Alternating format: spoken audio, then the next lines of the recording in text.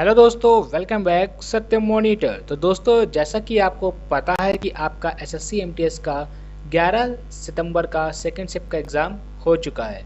आज मैं आपके सामने 100% रियल क्वेश्चन लेकर आ चुका हूं और 100% एक्यूरेट आंसर के साथ। तो वीडियो में आगे बढ़ने से पहले आप वीडियो को लाइक कर दीजिए और अगर आपने चैनल को अभी तक सब्सक्राइब नहीं किया है तो चैनल को सब्सक्राइब भी कर दीजिए, क्योंकि आने वाली ऑल शिफ्ट के पेपर आपको मेरे चैनल पे देखने को मिलेंगी। और अगर ने आपने अभी तक टेलीग्राम चैनल को ज्वाइन नहीं किया है तो वीडियो के डिस्क्रिप्शन में मेरे टेलीग्राम चैनल का लिंक है, वहां से जाके अभी ज्वाइन कीजिए ताकि आपको इसकी फ्री पीडीएफ और इसके बैक शिफ्ट में जितने भी पेपर हुए उन सब की फ्री पीडीएफ मिले।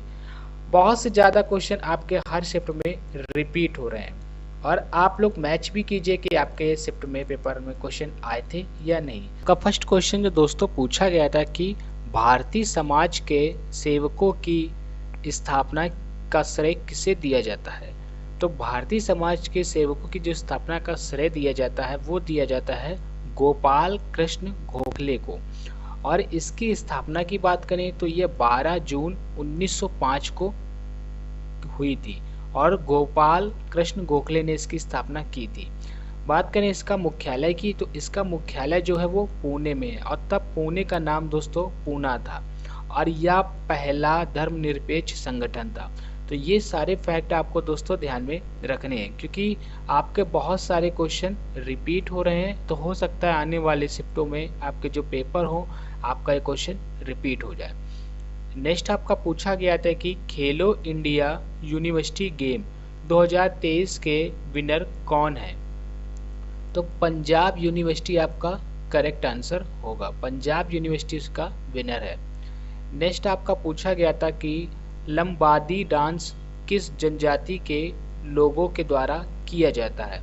तो लंबादी जो है आपका डांस वो तेलंगाना और आंध्र प्रदेश के राज्यों में दोस्तों होता है, ये आपको याद रखना है।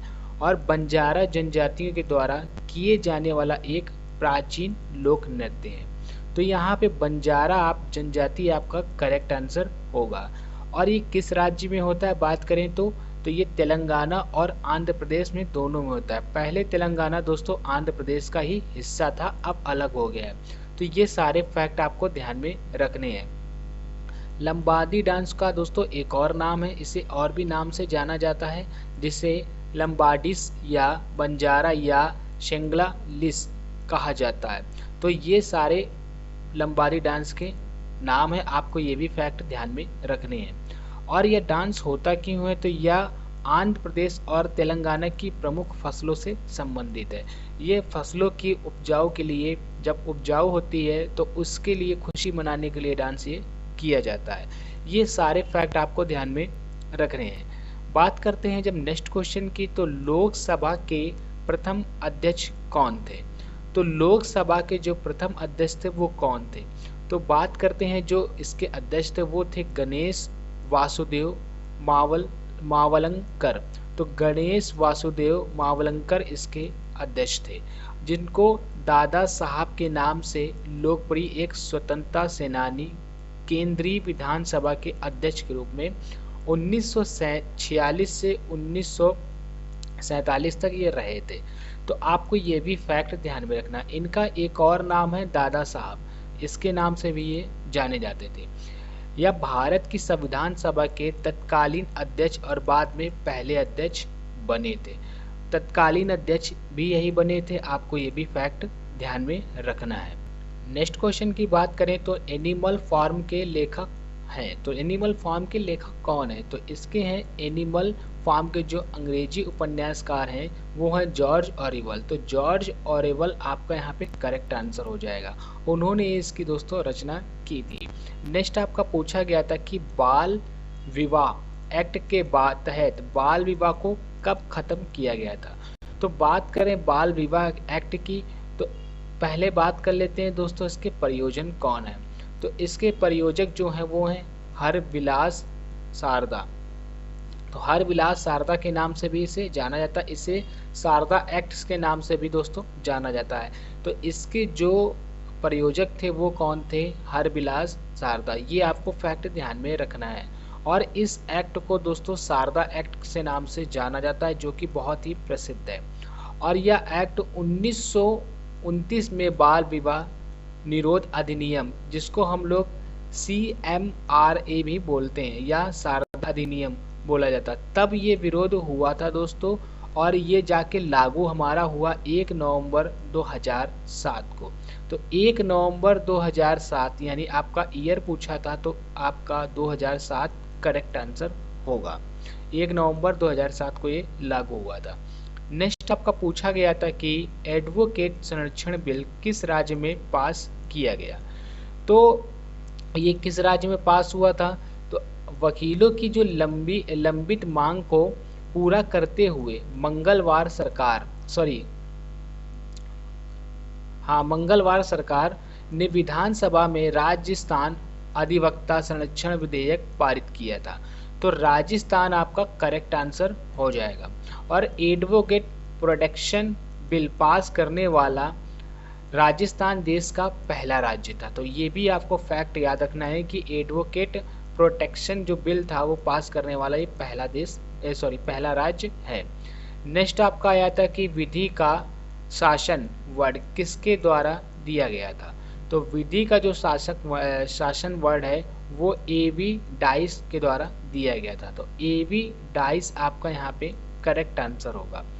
जो विधि का शासन प्रक्रिया सबसे पहले ब्रिटेन से शुरू हुआ था। तो ये आपको फैक्ट ध्यान में रखना है, ये ब्रिटेन से शुरू हुआ था और भारत के संविधान में विधि का शासन ब्रिटेन से ही लिया गया है। ये भी आपको फैक्ट ध्यान में रखना है क्योंकि आपका ऐसा क्वेश्चन भी पूछा जाता है। नेक्स्ट आपका इनमें से आया था कि 15वीं शताब्दी में सत्रीय नृत्य किसने शुरू किया। तो 15वीं शताब्दी में किसने सत्रीय नृत्य शुरू किया था। तो 15वीं शताब्दी में ईस्वी में असम के महान वैष्णव संत और सुधारक श्रीमंत शंकरदेव द्वारा शास्त्रीय नृत्य और वैष्णव धर्म के प्रचार हेतु शक्तिशाली माध्यम के रूप में परिचित कराया गया था।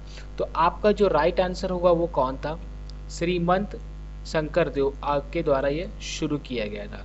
ये धर्म सुधारक भी दोस्तों थे और इनका एक वैष्णव धर्म भी था। तो आपको ये सारे फैक्ट याद रखने हैं। जो कि किस राज्य में हुआ था? तो आसाम आपका होगा, आसाम। अगर आपसे ऐसा क्वेश्चन पूछा जाता है तो आसाम राज्य से शुरू हुआ था। नेक्स्ट है आपका कि प्रसिद्ध फिल्म शोले के डायरेक्टर कौन है। तो प्रसिद्ध फिल्म जो शोले थी उसके डायरेक्टर थे रमेश सिप्पी। तो रमेश सिप्पी आपका यहाँ पे करेक्ट आंसर होगा। और यह फिल्म ब्लॉकबस्टर कब हुई थी? तो यह 1975 की यह फिल्म इंडिया की अलग होना, इंडिया की बहुत बड़ी ब्लॉकबस्टर फिल्म दोस्तों बनी थी। नेक्स्ट है आपका विजय स्तंभ कहाँ स्थित है। तो विजय स्तंभ आपका कहाँ पे स्थित है? तो विजय स्तंभ भारत के राजस्थान के चित्तौड़गढ़ में स्थित एक स्तंभ या टावर है।